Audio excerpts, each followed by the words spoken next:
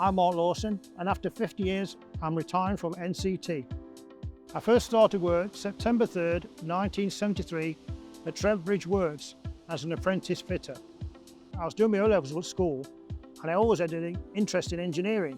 At that point, my mother was working here, and my mum said, "Have you got a job sorted out yet?" I said, "No." "Well," she says, "I've got you an interview at NCT Monday morning."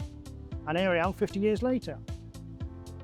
My family that's worked here on and off since mid-1920s.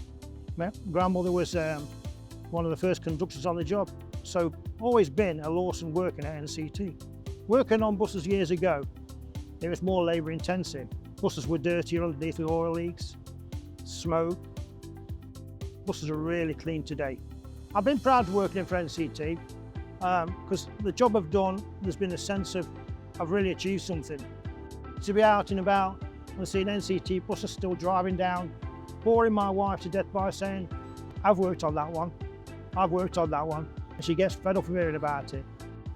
I'll certainly miss working at NCT. I've got a lot of friends here.